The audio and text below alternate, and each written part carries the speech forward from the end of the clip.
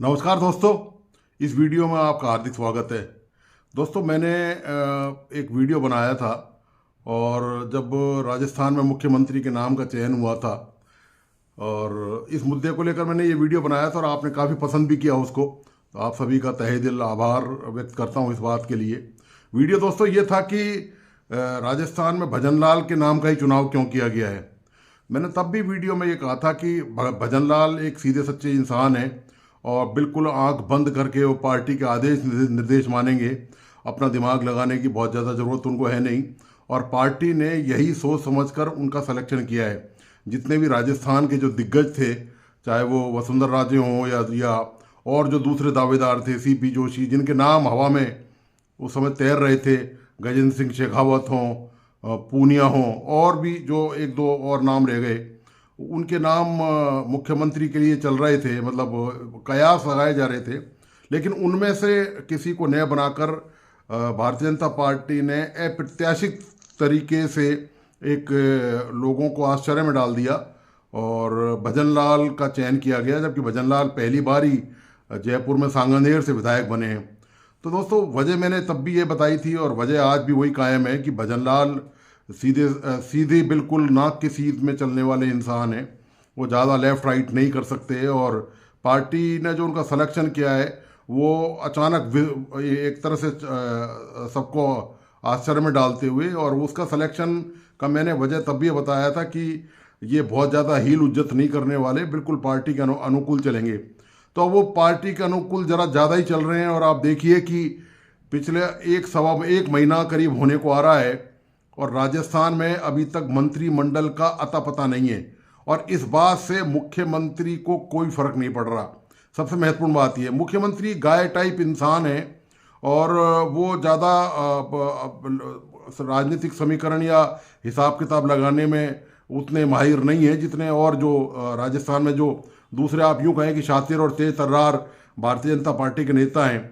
तो जो तेज तर्रार और जो रणनीतिकार और जो बड़ा स्ट्रेटेजी और अपने आप को जो राजनीति के शतरंज का खिलाड़ी मानते हैं, उनको पार्टी ने कर दिया एक तरफ, और एक तरफ करने के बाद भजनलाल शर्मा का चयन किया गया।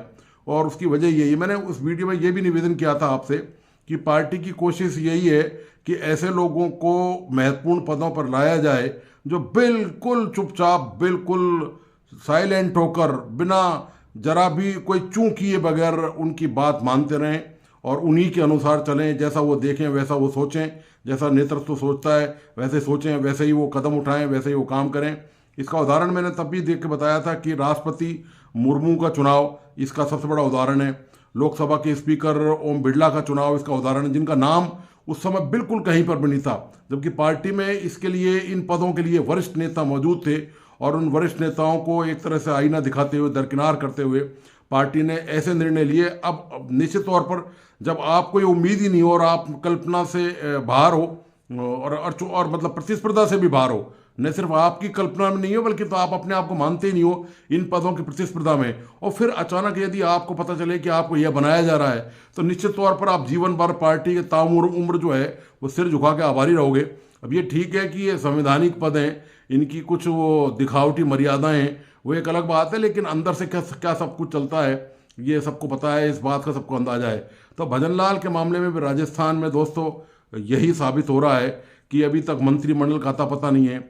आप देखिए कि ये मतदाताओं के साथ कितना ज़बरदस्त मजाक है कि एक महीने से चुने हुए प्रतिनिधि हैं, राजस्थान में चुनाव हो चुके हैं, सारी प्रक्रिया पूरी हो चुकी है, सारी औपचारिकताएं चुनाव की पूरी हो चुकी हैं, लेकिन मंत्रियों का पता नहीं है। विभाग बिना सिर विहीन चल रहे हैं, मतलब सिर तो है ही नहीं और धड़ ही धड़ बचा हुआ है।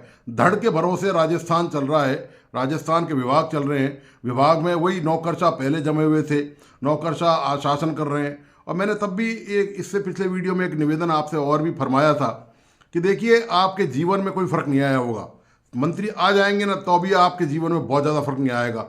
आप जहाँ से गुजर रहे हैं, जो चीज़ें आप देख रहे हैं, उनमें बहुत ज़्यादा ज़बरदस्त कोई बदलाव आने वाला नहीं है कि आपको लगे कि अचानक चीज़ें बदल गई हैं। नेताओं को आप जानते हैं, राजनीतिक दलों के हालात जानते हैं। ऐसा नहीं है कि भारतीय जनता पार्टी पहली बार राजस्थान में शासन करेगी।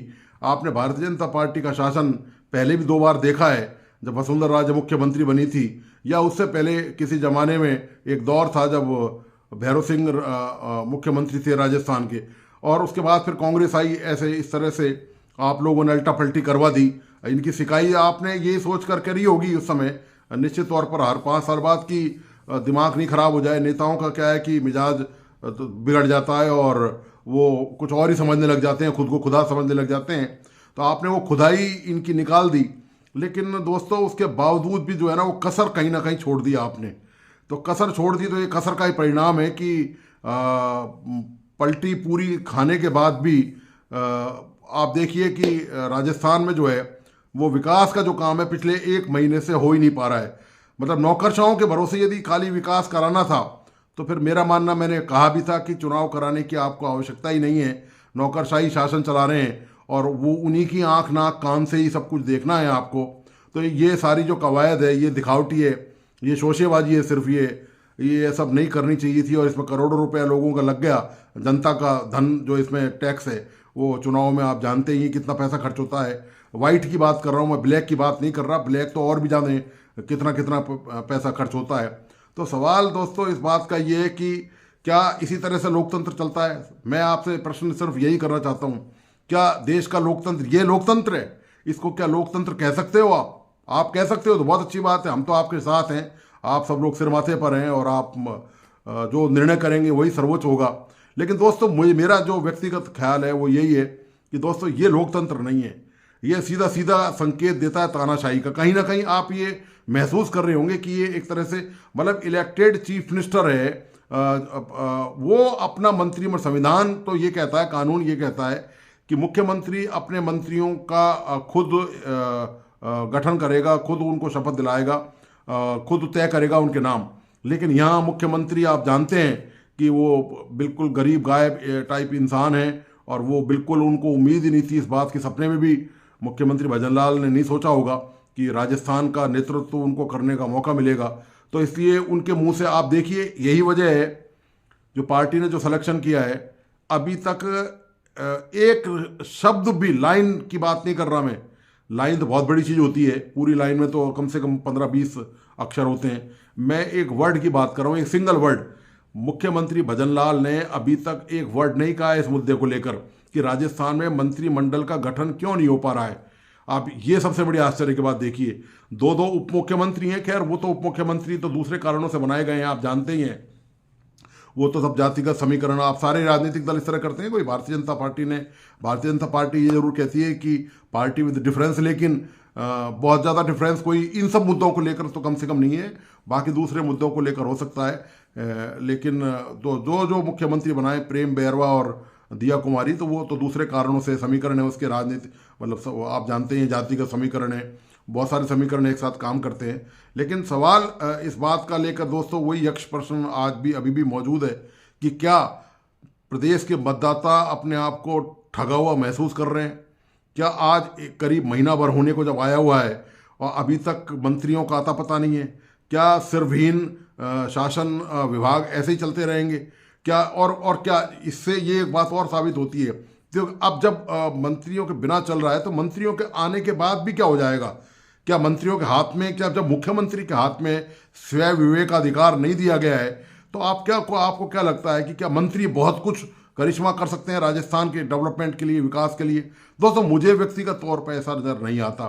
जिस तरह से मुख्यमंत्री का जो अभी तक का पिछले 20-25 दिन का जो तौर तरीका है देखने को जो मिल रहा है, उससे नहीं लगता कि जो मंत्री बनेंगे वो कोई बहुत ज़्यादा लेफ्ट राइट कर पाएंगे। क्योंकि असली बात यह है कि केंद्रीय नेतृत्व में इतनी ज़बरदस्त नकेल कस रखी है कि कोई मतलब जरा भी कसमसा भी नहीं सकता, बिल्कुल हिल डुल नहीं सकता, बिल्कुल सांचे में ऐसा ढाल के फिट किया गया है। और अभी तो चूंकि किसी को फुर्सत ही नहीं है, देश के सामने बहुत सारे मुद्दे हैं, भारतीय जनता पार्टी की केंद्र में सरकार है, आप जानते ही हैं, लोकसभा चुनाव की तैयारियों में जुटी हुई है और देश में तरह तरह के आयोजन प्रयोजन हो रहे हैं। मंदिर का उद्घाटन, श्री राम मंदिर का उद्घाटन होना है और भी तमाम कवायद देश में चल रही हैं। तो पूरी गवर्नमेंट, सेंट्रल गवर्नमेंट अभी दोस्तों बहुत ज़्यादा बिजी है।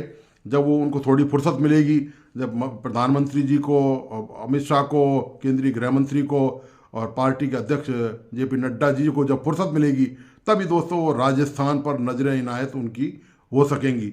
और इससे पहले तो अब ठीक है, भगवान भरोसे गाड़ी चल रही है, लगता है कि कहीं आपको इलेक्शन हुए हैं, बिल्कुल महसूस ही नहीं हो रहा होगा आपको इस वक्त कि राजस्थान में कहीं चुनाव हुए हैं। बिल्कुल पार्टी ऐसी हाथ बांधे खड़ी है राजस्थान में कि कोई मतलब ही नहीं है किसी बात का, अब किसी प्रकार की कोई चीज़ नहीं है।